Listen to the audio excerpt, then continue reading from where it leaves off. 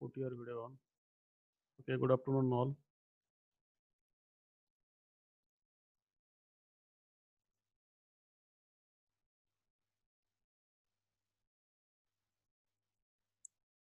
पाठीमागच्या लेक्चरला आपण basis, dimension, त्याच्यावरती काही रिझल्ट्स, एक्झाम्पल. आता शेवटी काही एक्झाम्पल पाहूयात. मग आपल्याला लास्ट टॉपिक चालू करता येईल. रो स्पेस, कॉलम स्पेस, जे IIT JAMसाठी तयार करतात त्यांना त्यांच्यासाठी ते महत्त्वाचं असेल शेवटचा, आणि तो तुमच्या सिलेबसचा पण भाग आहे. So let me share the screen. Peoples are joining. Yash Pande, video चालू करा. हाँ सर.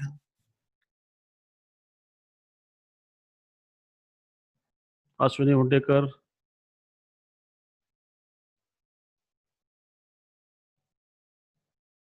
व्हिडिओ स्क्रीन शेअर केल्यानंतर तुम्ही बंद केले तरी चालतील.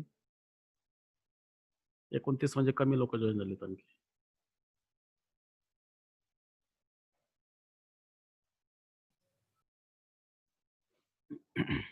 ठीक आहे, स्क्रीन शेअर करतो मी. एक्झाम्पल लिहून ठेवलं अगोदरच.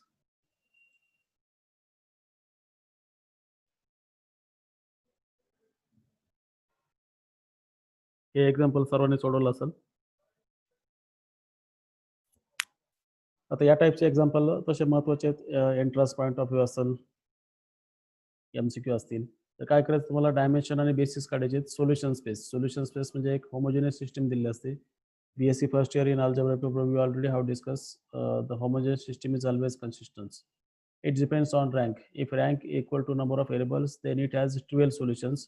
Otherwise, we have infinitely many solutions for that.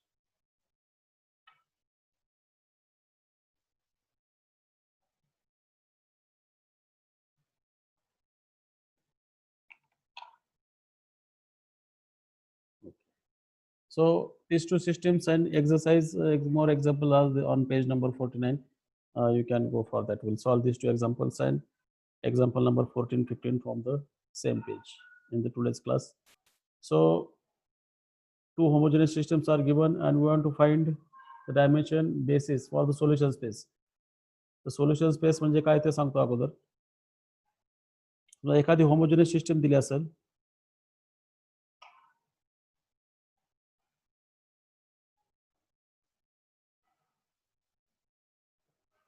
Ax equal to 0, this homogeneous system is given.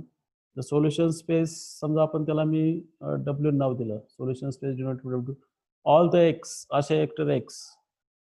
आता हे वेक्टर x कसे असतील, किती व्हेरिएबल आहे त्याच्यावर डिपेंड आहे, किती कॉलम्स घेतात त्याच्यावर डिपेंड आहे. मी इथं Rn म्हणतो, सच दॅट Ax बिकम 0. तर ज्या ज्या x साठी homogeneous system Ax equal to 0 होते त्या ते x घ्यायचे. x ची ऑर्डर ही काय असतात, या ठिकाणी x ची ऑर्डर काय, नंबर ऑफ व्हेरिएबल आहेत, म्हणजे या ठिकाणी R4 आहे. इथं सोल्युशन स्पेस म्हणजे काय असेल, दिस सोल्युशन स्पेस लक्षात घ्या इथं. आता या ठिकाणी नंबर ऑफ कॉलम्स किती ते पाहिजे. तर तसं इथं सुद्धा ए मध्ये समजा ए ची ऑर्डर ही m क्रॉस n असेल, तर n हा नेहमी काय असेल, Rn चा सबसेट असेल. It is a subspace of Rn. तर याचं डायमेन्शन काढायचे, डायमेन्शन काढत असताना याचं बेसिस काढायचे. बेसिस कळाले की तुम्हाला त्याची डायमेन्शन सांगता येईल. तर तुम्हाला काय विचारलं, solution for the solution space, dimension आणि बेसिस काढायचे, दुसरं काय नाही. तर आता महत्त्वाचे स्टेप तुम्ही मॅट्रिक्स फॉर्ममध्ये लिहिलं आहे. प्रत्येक गोष्ट मॅट्रिक्स फॉर्ममध्ये या प्रकारे लिहायचं. मग हा जो कोएफिशियंट मॅट्रिक्स आहे, आता होमोजेनियस सिस्टम असल्यामुळे आर्ग्युमेंट करायची गरज नाही. या ठिकाणी होमोजेनियस सिस्टममध्ये आर्ग्युमेंट करायची गरज नाही. तर मॅट्रिक्सला आणि पहिल्या स्टेपमध्ये त्या मॅट्रिक्सला तुम्हाला रो इक्विव्हॅलेंट फॉर्ममध्ये करायचं आहे. रो इक्विव्हॅलेंट फॉर्म काय आहे, डायगोनल 1 बिलो दॅट 0. तर हा या 7 ला सुद्धा आपण 1 करू शकतो, पण त्या ठिकाणी करत होतो आपण, इथं काय तशी गरज नाही. आपण लगेच इक्वेशन लिहायचे, शेवटच्या रो पर्यंत जायचं. माझे इक्वेशन काय येतील, x1 minus 4x2 plus 3x3 minus x4 इथे लिहिले खाली मी. याच्यावर 2 इक्वेशन येतील, हे 2 इक्वेशन्स. आता याची रँक 2 आहे, number of non zero rows in row equivalent form. आता इथं शेवटी 1 होणारच आहे 7 ने डिवाइड केल्यानंतर, म्हणून आपण याची रँक काय म्हटले, 2 आहे. आणि व्हेरिएबल किती आहेत, 4. तर number of variable minus rank of that coefficient matrix, एवढं व्हेरिएबल तुम्ही फिक्स करू शकता कोणतेही. तर कोणतेही कसं ठरवायचं, it depends on what equations you have. So this is first equation. First equation मध्ये पहिले दोघं फिक्स केले तर तुम्हाला हे दोघं सोडत बसावं लागेल. तर शेवटच्या इक्वेशन मध्ये अशा प्रकारे फिक्स करा की तुम्हाला सोल्युशन काढायला सोपं जाईल. तर उदाहरणार्थ x3 ची किंमत तुम्ही s ठेवली, आणि x4 ची किंमत t ठेवली, कोणते रिअल नंबर 2. म्हणजे दोन व्हेरिएबलला तुम्हाला चॉईस आहे, की तुम्ही काही पण घेऊ शकता, कोणताही रिअल नंबर घेऊ शकता. त्याला मी t आणि s नाव दिलं. मग x2 काय येईल, 1/7 अशा टर्म येतील. इट्स बेटर दॅट मी काय करतो, x2 लाच व्हॅल्यू ठेवतो, x3 ला ठेवतो, x4 तुम्हाला त्या ठिकाणी मिळून जाईल, किंवा कोणत्याही ठेवा, काही अडचण नाही. तर इथं आपल्याला फिक्स करायचं x4 as t and x3 as s. So what is value of x2? Value of x2 is 1/7 into s plus t. This is x2. आणि आता x4, x3, x2 आलं तर x1 काय येईल ते काढू आपण. समजा 1/7 टाळायचं असेल तर x2, x3 ची किमती ठेवा, तिथेही प्रॉब्लेम येणार नाही काही. आता पुढे x1 काय आहे, 4x2 plus 3, this is not plus, it should be minus, -3x3 plus x4. या ठिकाणी किमती ठेवायच्या. x2 ची किंमत आहे 1/7 s plus t. x3 ला आपण s म्हटलं आणि x4 ला काय म्हटलंय, t म्हटलं. तर हा सिम्प्लिफाय करायचा आपल्याला पुढच्या स्टेपला. सिम्प्लिफाय केल्यानंतर x1 ची किंमत काय येईल,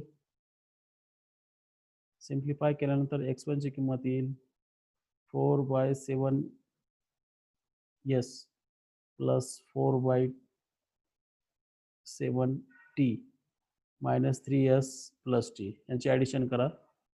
अशा प्रकारे x1, x2, x3 सोल्युशन मिळतं आपल्याला. तर काय सोल्युशन आहे x1चं, x1 काय आलं इथं तर कॅल्क्युलेट करा. 4/7 minus 3s. So it is 4 minus 21. 4 minus 21 means it should be minus 17/7s. And 4/7 plus 1. So it is 11/7 t. So like that. So what is your solution? Your solution space काय आहे, त्याला आपण w नाव दिलं. तो काय असतो, x कुठला, 4 व्हेरिएबलचा R4 मधला, की ax इक्वल टू 0 होत आहे. तर तो x कोण आहे तो लिहायचं तुम्हाला. तो x कोण आहे आपण काढल्यावरती. आता x हा R4 मधला, की x ची किंमत आपण शोधलेली. x ची किंमत काय आहे, x1 ची किंमत आहे -17/7 s प्लस 11/7 t. x2 ची किंमत आपण काढलेली. x2 ची किंमत काय होती, x2 ची किंमत होती 1/7 s प्लस 1/7 t. आणि आपण x3 ला s म्हटलंय, x3 ला s म्हटलं, x4 ला t म्हटलं.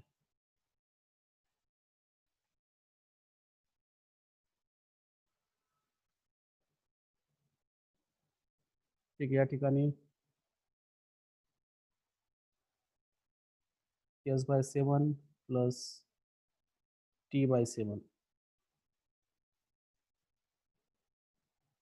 आणि कुणाला s म्हटलं होतं वरती, x3 ला s आणि x4 ला t, म्हणजे आधी s लिहायचं. तर हे x1, x2, x3 ची किमती आहेत. इथे s आणि इथे t. म्हणजे काय केलं आपण, all those x such that, आता इथं लिनियर कॉम्बिनेशन मध्ये वाटल्यास all those x such that, या ठिकाणी मी s/7 कॉमन घेतो, -17 -1, इथं 7 येईल आणि खाली 0 येईल. हा 1/7 कॉमन घेतला. आणि पुढे 1/7 इथे सुद्धा कॉमन घेतो, म्हणजे 11 येईल, हा 1 येईल, इथे 7 कॉमन घेतलं, इथं 0 येईल आणि या ठिकाणी 7 येईल. या ठिकाणी t/7.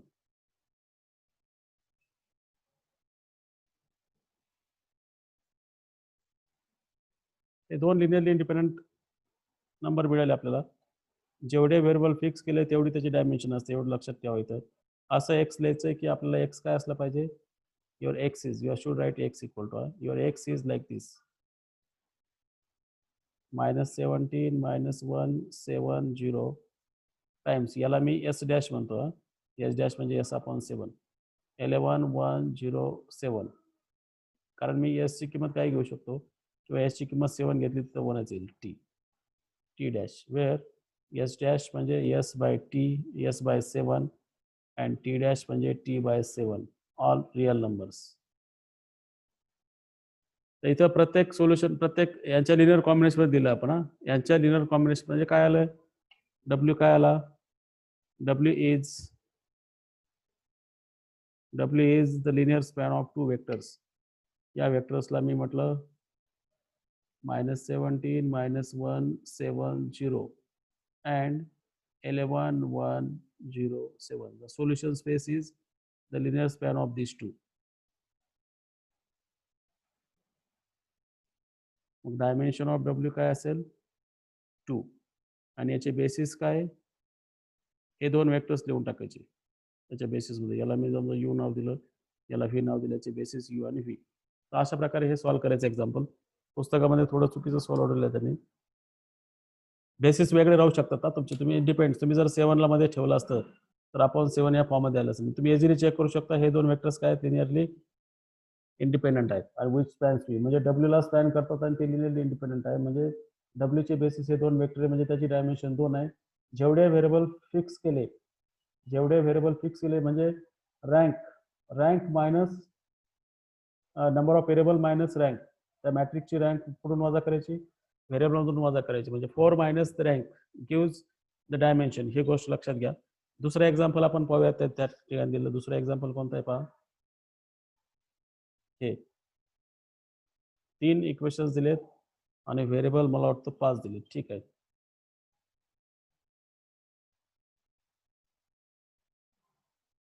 Gauss iteration method to calculate values of the pivot variable. Gauss, you are using same thing you are doing. Echelon form means what Gauss elimination method is like that. You are eliminating, you are making diagonal 1 and below that 0, diagonal 1 below that 0. But here it is not necessary to pivot that 1. It is not necessary because what happens if you are doing for pivoting 1, you may get fractional number and in calculations it may get wrong. So it's not necessary for this example, but actually in row echelon form, the pivot element has to be 1 and below that all 0. For the radius above also are 0.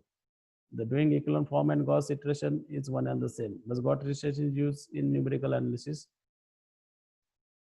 for solving the approximate solutions. Okay, I write the second system of equations again. I will take from book. What is that? परत वर जाऊन लिहिण्यापेक्षा मी ते लिहून ठेवलंय ते लिहितो. So first equation is x1 plus 2x2 minus 4x3 plus 3x4. सर्वांनी वही आणि पेन घेऊन बसा. तुम्हाला मी विचारणार आहे questions. x1 plus 2x2 minus 2x3 plus 2x4 या टाईपचे इक्वेशन्स आपण फर्स्ट इयरमध्ये सोडवलेले आहेत. आणि तिसरं इक्वेशन्स आता व्हेरिएबल 5 आहेत आणि इक्वेशन 3 आहेत म्हणजे 3/5 फॉर्म मधले इक्वेशन आहे. आणि होमोजेनियस सिस्टम असेल तर कंपल्सरी याला इन्फायनाइटली मेनी सोल्युशन्स आहेत कारण नंबर ऑफ व्हेरिएबल 5 आहेत आणि इक्वेशन 2 आहेत. याची रँक आली तर 3 येऊ शकते इक्वेशन 3 असल्यामुळं. हा शेवटी 4x2 आहे minus 2x3 plus 3x4 plus 4x5 is equal to 0. So you should write this in matrix form always first. So what is the matrix form? 1, 2, minus 4. I am checking the coefficients again whether I have written correct. 1, 2, minus 4, 3, minus 1. Second row coefficients are 1, 2, minus 2, 1, 2, minus 2, 2, 1. First column for x1 coefficient, second column for x2 coefficients, and first row for first equation, second row for second equation, and so on. And the third equation gives third row. It is 2. First column is used for x1, second column is for x2 coefficient, third is for x4, x3, fourth is for x4, and fifth is for x5 coefficients. So it is 2, 4 minus 2, 3, 4. 2, 4 minus 2, 3, 4. Okay, equations I have written correctly. So this is the coefficient matrix. And what is variable x? it is x1, x2, x3, x4, and x5. Since 5 columns are there, so 5 variables and 3 equations. So it should be 3, 0. So this is in matrix form. You should write in the first step. You should write in matrix first. Let us denote solution space. Solution space for Ax equal to 0. I call this as, this is equivalently written as Ax equal to 0. Solution space for Ax denote by, denote here, प्रत्येक वेळेस denote here by W. So what it means, what is the W set? W set is, you are writing solution for X. X कुठले असतील? आता compulsory R5 चे असतील. असे X लिहायचे की Ax इक्वल टू काय आलं पाहिजे? 0 आलं पाहिजे. ते X तुम्हाला फाइंड करायचे आणि मग याची बेसिस आणि डायमेन्शन. तर जेवढे व्हेरिएबल तुम्ही फिक्स करतात, फिक्स किती करतात? Variable minus the rank of this matrix. म्हणजे आता दुसऱ्या स्टेपला तुम्हाला याची रँक काढावं लागेल. You need to find rank of this matrix. So step second, find rank. Homogeneous system मध्ये आर्ग्युमेंट करायची गरज नसते, पण नॉन होमोजेनियसला करावं लागतंय, कारण शेवटचा कॉलम 0 असतो. 0 कॉलमला काही जरी कॅल्क्युलेशन केलं तर त्याच्यामध्ये काही बदल होत नाही. ऍड करा, मल्टिप्लाय करा, सबट्रॅक्ट करा, 0 वरती 0चा इफेक्ट राहतो. तर आता ए मॅट्रिक्स मला पाहून लिहावं लागेल. ते व्हॉट इज ए मॅट्रिक्स? 1 2 -4 3 -1 1 2 -2 2 1. कोणीतरी रँक काढा वाटल्यास तोपर्यंत. 2 4 -2 3 4. तुम्हाला वही पेन घेऊन बसा म्हटलं तर कॅल्क्युलेशन सांगायचे. अनम्यूट करून पण बोलू शकता, पण एकच जण बोलायचं. आता ऑपरेशन आपण, आपल्याला काय करायचं, हा आता पिव्होट फर्स्ट डायगोनल आहे, हा सेकंड डायगोनल, पण कॅल्क्युलेशन केल्यानंतर कळेल आपल्याला काय ते. तर आपल्याला ऑपरेशन काय करायचं, आता आपल्याला या ठिकाणी 0 करायचं, या प्लेसला 0 करायचं, या प्लेसला 0 करायचं. हे 0 करण्यासाठी काय करावं, आपल्याला 1 - 1 केलं तरच येईल. म्हणजे R2 वरती काय करायचं आहे, R2 - R1. या ठिकाणी 0 कसा येईल? थर्ड रो मध्ये 0 आपला कसा येईल की R3 मधून तुम्हाला 2 टाइम्स फर्स्ट रो मायनस करावं आणि इक्वॅलन्स. इक्वल टू लिहायचं नाही, बऱ्याच वेळा चुकून आपण इक्वल टू लिहितो. इक्वल टू म्हणजे वरचा आणि खालचा मॅट्रिक्स सारखाच आहे असं म्हणतो आपण. आता पहिल्या रो मध्ये काहीच बदल नाही, मी त्यामुळे त्याला आहे तसंच लिहितो. दुसऱ्या आणि तिसऱ्या रो मध्ये आपण हे 0 करण्यासाठीच कॅल्क्युलेशन केले. तर आता सेकंड मायनस फर्स्ट केला आपण. 2 - 2 -2 + 4 इथं 2 येईल. 2 - 3 इथं -1 येईल आणि 1 मायनस म्हणजे इथं 2 येईल. कॅल्क्युलेशन चेक करा बरोबर आहेत का, आपला आन्सर चुकू शकतो नंतर नाहीतर. आता 2 - 2 इथं 4 - 4 येईल या ठिकाणी. -2 + 8 म्हणजे किती येईल पहा.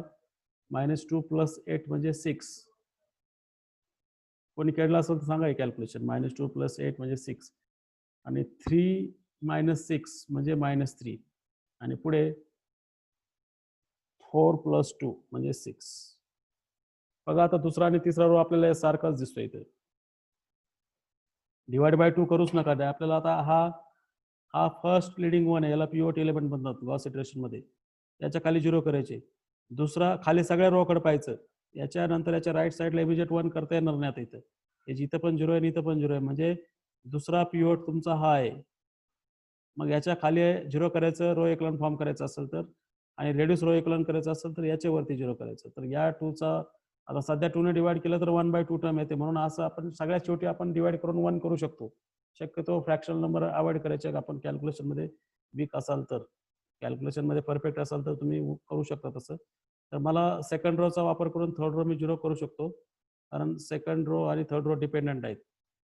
Third row is thrice of second row. So that means when you subtract third row from 3 times second row, you get the equivalent system as 1 2 -4 3 -1 0 0 2 -1 2 and last 0 0 6 -6 0 0. हे कॅल्क्युलेशन करून बघा बरोबर आहेत का प्रदीप चव्हाण? बरोबर आहेत? अनम्यूट करून बोलू शकतात प्रदीप. यश पांडे. Yes, sir. हा आता इथं आपल्याला इक्वेशन फॉर्म मध्ये इथं 1 करायची तशी गरज नाही. समजा हा मल्टिप्लाय 2 असतं तर कदाचित आपण केले असते. आता इक्वेशन फॉर्म मध्ये लिहायचे. मुद्दाम आपण ऑगमेंटेड फॉर्म होमोजेनस लिहित नाही, याच्या इक्वल टू 0 असं समजायचं आपण या ठिकाणी. आता इक्वेशन फॉर्म काय येईल? पहिला कॉलम हा x1 व्हेरिएबलसाठी आहे. x1 plus 2x2 minus 4x3 plus 3x4 minus x5. आता इथं रँक आपल्याला सांगता येईल याची किती आहे. व्हॉट इज रँक ऑफ ए? कोण सांगते रँक? याला इक्वलन फॉर्म केला तर हा इथं 1 आहे. हा इथं डिवाइड बाय 2 केलं तर हा 1 येईल. आता number of non zero rows in echelon form किती आहे तिथं? 2 आहे. It is number of non zero rows in echelon form. Rank म्हणजे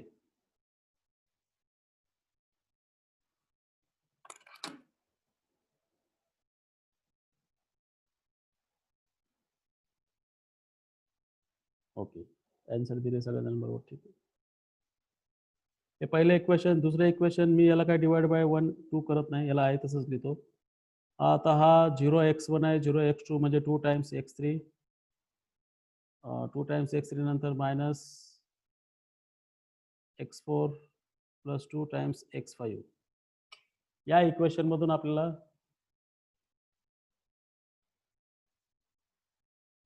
बाकीचे सोल्युशन काढायचे. आता number of variable, how many variables you need to fix? The rank of A is 2 which is less than 5. 5 हा काय आहे? Number of variables. नेहमी number of variable तुलना करायची रँकची. मग फिक्स म्हणजे तुम्हाला चान्स आहे व्हेरिएबल फिक्स करायला. किती फिक्स करायचे? Number of variable minus rank number of variables. एवढे व्हेरिएबल तुमच्या मनाने घेऊ शकता to find complete solution. Variable in above to find complete solution. आपल्याला आता किती आलं ते 3 व्हेरिएबल तुम्हाला फिक्स करायचे. आता कोणते? आता इथं पहा, इथं x3 x4 x इथं 2 करू शकतो आपण. आता वरच्यापैकी कोण आलेलं नाही ते? x3 ची किंमत याच्यावरनं कळू शकते, x4 ची किंमत आपल्याला फिक्स करावं लागेल. आता फिक्स कसे करायचं ते महत्वाचं आहे इथं. आता या ठिकाणी लक्षात घ्या, इथं x3 ला फिक्स करून चालणार नाही. हा म्हणजे x3 ह्या शेवटच्या इक्वेशनवरनं काय होतं? एक डिपेंड आहे दोघांवरती. म्हणजे याच्यामध्ये कोणत्या दोघांची व्हॅल्यू तुम्ही फिक्स करा, म्हणजे x4 आणि x5 फिक्स करा, x3 ची किंमत मिळून जाते. म्हणजे x3 x4 x5 ची किंमत मिळाली तर x2 ची कुठून घेणार? म्हणजे फिक्स करताना 3 व्हेरिएबल फिक्स कोणते करायचे? याच्या ह्या इक्वेशन मधले x4 आणि x5 फिक्स करा आणि x2 एक फिक्स करा, म्हणजे तुम्हाला सगळं सोल्युशन मिळून जाईल. So in the last equation we put x5 equal to alpha, x4 equal to beta, you get. किंवा मग शेवटी अल्फा आला, मग सेकंडलाच बीटाला. ठीक आहे. x5 equal to alpha. आता इथं डायमेन्शन लगेच कळाले. 3 व्हेरिएबल फिक्स केलं म्हणजे याचे डायमेन्शन 3 आहे. फक्त आता पुढचा प्रश्न होता बेसिस काढायचा, म्हणजे अल्फा आणि बीटाच्या लिनियर कॉम्बिनेशन वेक्टर लिहायचं मला. x4 बीटा आला तर कॅल्क्युलेशन करून सांगा x3 काय लिहायचं. x3 असेल plus x4 minus 2x5 divide by 2. हा x3 असेल. तर इथं x3 आलेला आहे पहा. x4 ची किंमत आपण बीटा घेतली, x5 ची किंमत आपण अल्फा घेतली. It is divided by 2. आता आणखी एक व्हेरिएबल फिक्स करायचं होतं आपल्याला. x3 x4 x5 ची किमती काढता येतात. x1 किंवा x2 पैकी x फिक्स करायचं, मी x2 ला गॅमा म्हणतो. अँड पुट 3 फिक्स करायला आपल्याला अधिकार आहे, म्हणजे x2 ला आपण गॅमा म्हणू शकतो. x2 ला गॅमा म्हटल्यानंतर x1 ची किंमत काढा तुम्ही. आता x1 ची किंमत काय येईल? x1 ची किंमत येईल, आता हे राईट हँड साईडला घेऊन जा इकडे मायनस साईन करून. इक्वेशन मी इथं पाहून लिहितो, म्हणजे सेम इक्वेशन काही बदल नाही. तर x1 आहे minus 2x2 plus 4x3 plus 3x4. It should be minus. It should be minus 3x4 plus x5. पलीकडे जाताना प्लसचं मायनस होईल आणि मायनसचं प्लस होईल, या प्रकारे. आता x1 ची किंमत आपण x2 ला गॅमा म्हटलं, सो मायनस 2 टाइम्स गॅमा. इथं काय आलं? x3 ला आपण काय म्हटलेलं आहे? x3 आपण काढला actually, plus 4 times x3. x3 काय आहे? बीटा मायनस 2 अल्फा अपॉन 2 हा x3 आहे. x4 ला आपण काय म्हटलंय? Beta, so minus it is 3 beta. x5 काय आहे? x5 ला आपण अल्फा म्हटलंय, so it is plus alpha. याला सिम्प्लिफाय करा आणि काय तर सांगा मला शेवटी. So minus 2 gamma plus 2 beta, 4 ला 2 ने डिवाइड केलं आपण, minus 4 alpha minus 3 beta plus alpha. म्हणजे x1 ची किंमत काय येते? x1 ची किंमत येते minus 4 alpha plus alpha, it is minus 3 alpha plus 2 beta plus not 2 beta, it is just minus beta, because plus 2 beta minus 3 beta is minus beta.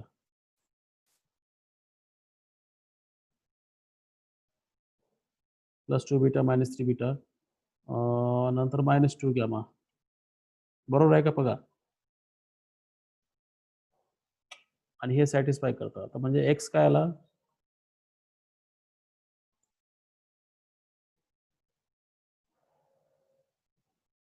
x आपण समजलेला आहे x1, x2, x3, x4, x5.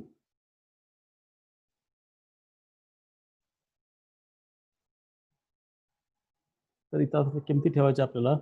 x1 आला minus 3 alpha minus beta minus 2 gamma. x2 काय होता? x2 ला आपण gamma म्हटलंय. x2 ला आपण गॅमा म्हटलंय. नंतर x5 ला अल्फा, x4 ला बीटा. आता राहिला प्रश्न फक्त x3 चा.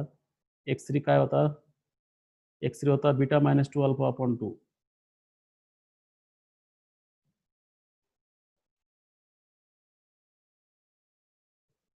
याला आता अल्फा बीटाचे लिनियर कॉम्बिनेशन लिहायचं. म्हणजे अल्फा टाइम्स काय येईल? बीटा टाइम्स काय येईल? आणि गॅमा टाइम्स काय येईल? 3 व्हेरिएबल फिक्स केले आपण, 3च येईल इथं. हे जे 3 वेक्टर्स आहेत ते त्याचे बेसिस असतील. तर अल्फा टाइम्स पहा, पहिल्या इक्वेशन मध्ये पहिला पॉईंट आहे -3. पहिला पॉईंट आहे -3, इथं आहे -1 बीटाचं कोएफिशियंट, आणि इथं आहे -2. फर्स्ट x1 मध्ये या ठिकाणी पहा, हे झालं x1 चं. x2 मध्ये अल्फाचा कोएफिशियंट 0 आहे, बीटाचा कोएफिशियंट 0 आहे, मात्र गॅमाचा कोएफिशियंट 1 आहे. आता x2 मध्ये अल्फाचा कोएफिशियंट 2/2 म्हणजे -1 आहे. बीटाचा कोएफिशियंट काय आहे? 1/2. या 1/2 ला आपण नंतर ॲडजस्ट करणार आहोत. आणि गॅमाचं कोएफिशियंट इथं 0 आहे. तिसरं, अल्फाचं कोएफिशियंट 0, बीटाचा कोएफिशियंट 1, गॅमा इथं नाहीच आहे. चौथं, अल्फाचं कोएफिशियंट 1, बीटाचा 0 आणि हा 0. या सगळ्यांची ॲडिशन केली तर वरचं एक्सप्रेशन येत आहे. आता आपण इथं ॲडजस्ट करू शकतो. काय ॲडजस्ट करू शकतो आपण? फ्रॅक्शनल पार्ट अवॉइड करायला शक्यतो. -3, 0, -1, 0, 1. हा झाला पहिला वेक्टर. इथं 2 कॉमन काढू शकतो आपण, म्हणजे 2 बीटा लिहू शकतो आपण इथं, किंवा मल्टिप्लाय बाय 2 करायचं. सरळ सरळ मल्टिप्लाय बाय 2 करा. मल्टिप्लाय बाय 2 केल्यानंतर काय येईल? किंवा 1/2च करावं लागली तर 1/2 बाहेर काढतो आपण. बाहेर 1/2 काढला म्हणजे मध्ये 2 ने मल्टिप्लाय करावं लागेल.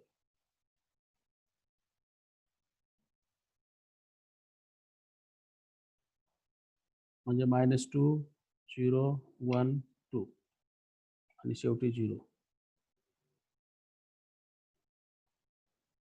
आणि शेवटचा गॅमा ॲज इट इज राहील, गॅमाचं कोएफिशियंट. बीटा बाय 2 ला आपण काहीतरी नाव देऊ शकतो, अडचण नाही काही. Plus gamma times -2, 1, 3 times 0. तर हा x आहे. This is x. So your W is R5 मधले असे vector x such that x equal to 0. तर हा x आपण लिहिला इथं. हा W मधला R5 मधले की such that x equal to 0. तर कोण आहे तो? इथे x लिहायचा आपण. तो कोण आहे? अल्फा टाइम्स मी याला नाव दिलं समजा u, v, w. So it is alpha U plus beta dash V, त्याला बीटा डॅश नाव देतो आपण, plus gamma W, such that alpha beta dash and gamma are any real number. म्हणजे काय केलं, डब्ल्यू काय झाला, W is linear combination of, आता बीटाची किमती बीटा डॅश काय पण असू शकतं, बीटा डॅश हा बीटा अपॉन 2 आहे, तर डब्ल्यू हा काय झाला, linear span of U V W. So dimension of W is 3 and basis for this are U काय असेल तो लिहा, व्ही काय तो लिहा, डब्ल्यू काय तो लिहा वरून. This is U, this is V and this is W. आणि अशा प्रकारे 9, 10, 11, 12, 13 ह्या एक्सरसाइज तुम्ही सोडायचे. 9 सोडवले आपण, 10, 11, 12, 13 ह्या 4 exercise page number 49, page number 48, 49 चे सर्व प्रॉब्लेम सोडायचे, म्हणजे तुमचं अंडरस्टँडिंग बेटर होईल. काही डिफिकल्टी असेल तुम्ही विचारू शकता. या प्रॉब्लेममध्ये काही अडचण आहे का, बोला. एनी डिफिकल्टी, अनम्यूट करून बोला. करवासा समोर कोण कोण दिसतात, गौरव खुरपे, यश पांडे. सर 2 बीटा आहे ना तिथं? 2 बीटा नाहीत, आपण काय केलंय 1/2 कॉमन काढलं इथून. 1/2 1/2 कॉमन काढल्यावर काय, हे मल्टिप्लिकेशन केल्यावर वरच येते ना,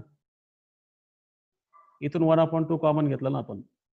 मग हा 1/2 मध्ये मल्टिप्लाय केल्यावर काय येईल, हा -1 -2/2 -1 येईल, 1 इंटू 1/2 येईल, पुन्हा 2 इंटू 1/2, म्हणजे हे वरच्या मध्ये काही बदल होता कामा नये. आपण फ्रॅक्शनल पार्ट लिहिले तरी तसंच काय अडचण नाही, पण एक व्यवस्थित दिसावं म्हणून तसं केलंय ते. हा. बाकी कोणाला काही डिफिकल्टी. आणि जे एक लक्षात घ्यायचं, मल्टिपल चॉईस क्वेश्चन सोडवताना रँक काढली तर number of variable minus rank ही त्याची डायमेन्शन असेल सोल्युशन स्पेसची. नंबर ऑफ व्हेरिएबल या सोल्युशन स्पेसवरती आपण डिटेल एक्झाम्पल आता शेवटच्या सेक्शनमध्ये पाहणारच आहोत. आता आणखी 1-2 एक्झाम्पल डिस्कस करायचे, मी एक एक्झाम्पल लिहितो त्यातलं. 14 आणि 15, 14चं डिस्कस करूत आपण एक्सरसाइज मधलं. Example number 14 from the exercise. फक्त वरच्या सारखंच आहे, फक्त मॅट्रिक्स फॉर्म मध्ये दिलं त्यांनी. X Y Z W are 4 मधले ते की X plus Y plus Z equal to 0, त्याचं बेसिस आणि डायमेन्शन फाइंड करायचं आहे. Basis and dimension. आता काय दिलंय, हे वरच्या प्रॉब्लेम सारखंच कसं आहे, हे सिस्टीम आहे, एकच इक्वेशन सिस्टीम असलेली आहे, हे सिस्टीम आहे. या सोल्युशन, याचं सोल्युशन स्पेसचं बेसिस अँड डायमेन्शन काढणं असं सारखंच आहे एकच. मग आता सांगा काय होईल.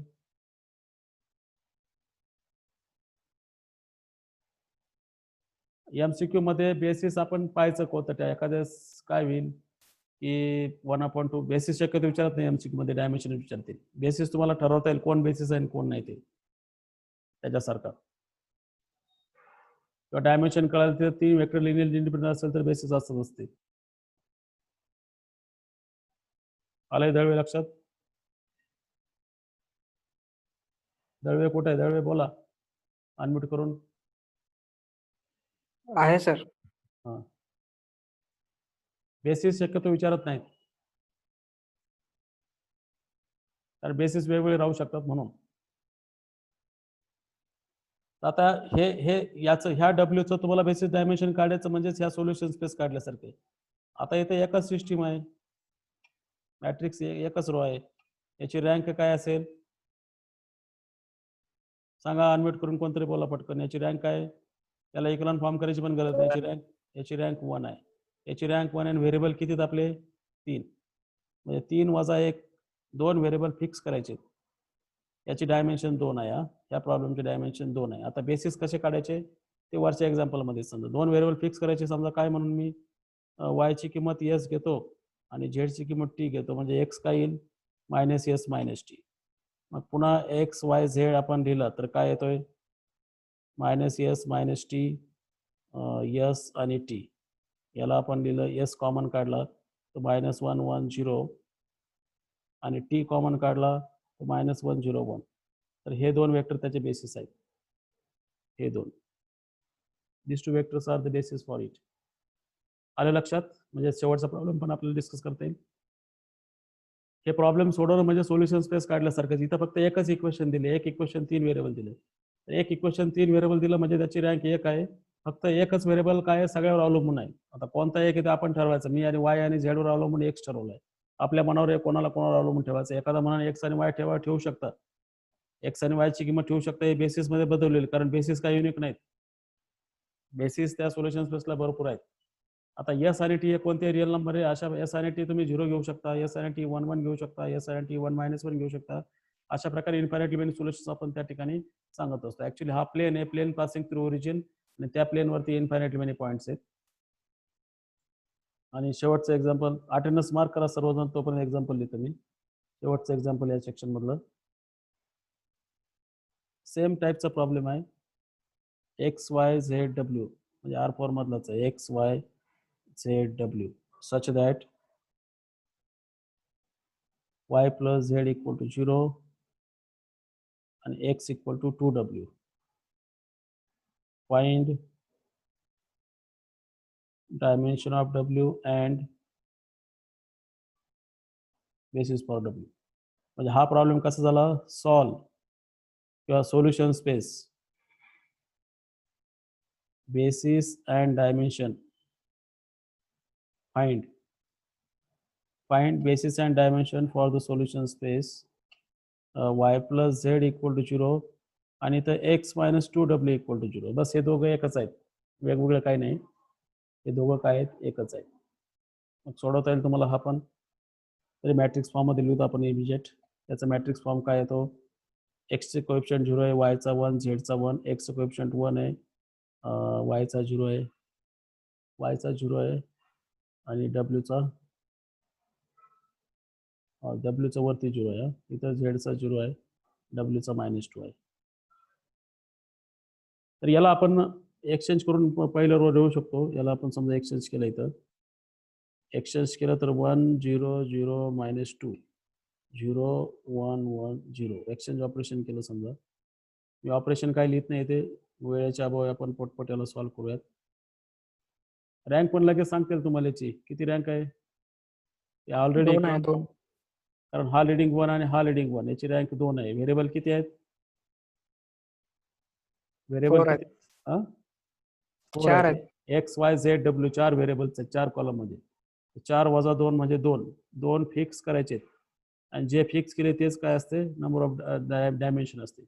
आता फिक्स कोणते करायचे ते इक्वेशनवर ठरवावं लागेल तुम्हाला. आता इथं काय दिलंय, एक्स इक्वल टू 2w म्हणजे एक्स वरती आणि डब्ल्यू डिपेंडेंट आहे एकमेकांवर. तसंच वाय इक्वल टू -z म्हणजे आपण जर इक्वेशन पाहिलं तर केअरफुली काय येईल, वाय इक्वल टू -z आणि एक्स इक्वल टू 2w. एकतर वाय आणि झेडची किंमत एकाच वेळेस ठेवता येणार नाही आपल्याला. 2 कोणते ठेवायचे आपल्याला चॉईस नाही, तर आपल्या इक्वेशनच्या सिच्युएशन प्रमाणे ठेवावं लागते. म्हणजे आता जर मी याला लिहायला गेलो, आता मी याला असंच फॉर्ममध्ये ठेवतो, x Y Z W T वगैरे न घेता एक्स वाय झेड डब्ल्यू. याला जर लिहायला गेलो तर एक्सची किंमत आहे 2w आणि वायची किंमत आहे, वायची किंमत घेतली मी -z, म्हणजे झेड आणि डब्ल्यू आहे तशीच ठेवली.